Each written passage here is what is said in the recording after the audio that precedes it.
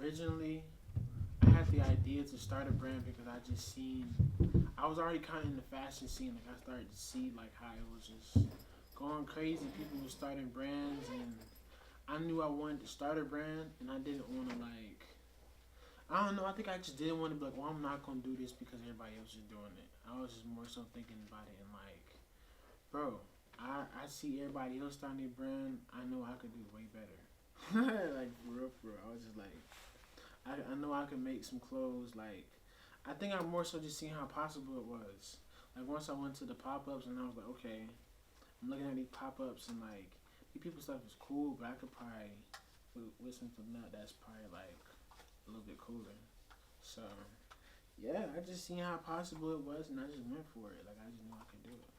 When I first came up with the name, I was doing like a brainstorm like session with my homie John.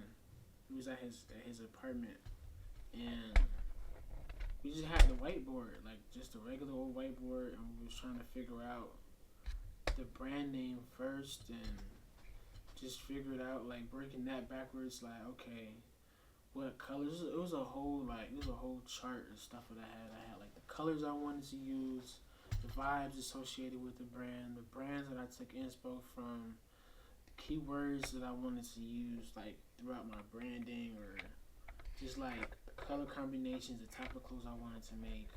I kind of just like built the brand backwards. I put together like everything that I thought I would want in a brand, and then I just like okay, now what could we call this thing?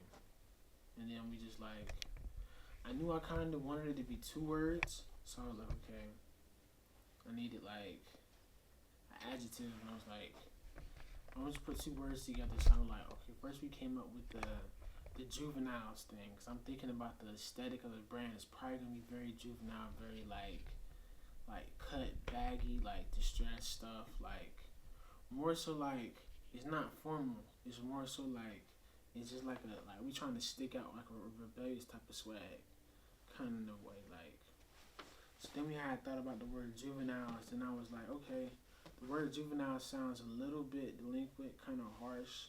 I was like, we should probably put like probably like a better adjective before that. So we came with the word wise. Like, okay, I like how it has like a ring to it, wise juveniles. So that way it kind of doesn't have like a bad connotation behind it in a way.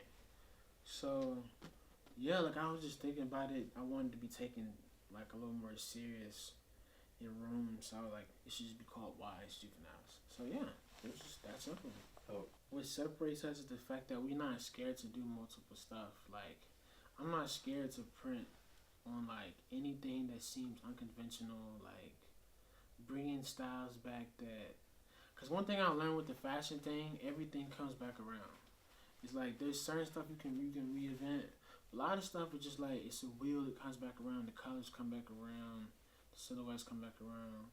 So more so just like instead of trying to reinvent the wheel, just like studying it, bro.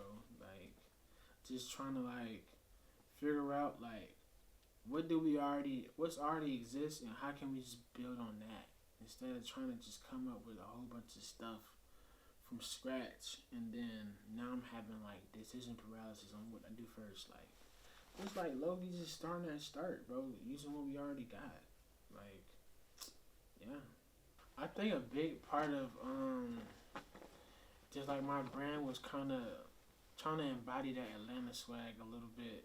Even though we kind of some of the stuff that I be doing be a little far left than like just regular Atlanta drip like skinnies and all that other type of stuff, but it's more so like that hustle culture of Atlanta. Like you know what I'm saying, everybody in Atlanta, we all feel like we celebrities. So I was kind of want to embody just the fact that like we make clothing to look cool for you to look cool. Like so, I really just feel like a lot of my brand stuff has been trying to embody like that confidence that you get from like watching like some of little baby talking about that D boy swag. Like it sounds stupid corny, but it's like that Virgil 3% rule. I type to that to heart. Like you only have to like you don't have to make a whole new thing. That's not what fashion is. Like you can just add 3% to a thing, and now it's a whole new thing because it technically is like you know what I'm saying? Like if people are just out here,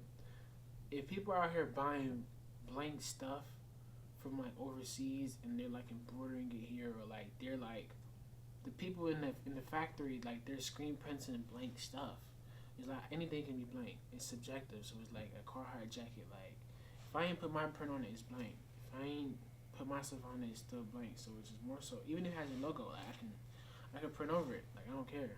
So more so just being like aggressive with how I tackle the fashion scene, where it's like I'm not scared to print over your logo. Like I'm not scared to just take anything and make it my own, because it's like a big part of fashion is just solely branding. Like it gets to a point where people just you just brand yourself. You just put your print, your logo, and everything. Like you got to be like noticed. So I think I was trying to just build that from the jump. Like we have signature design, we put it on everything, and we don't care. We print big and bold, like large graphics.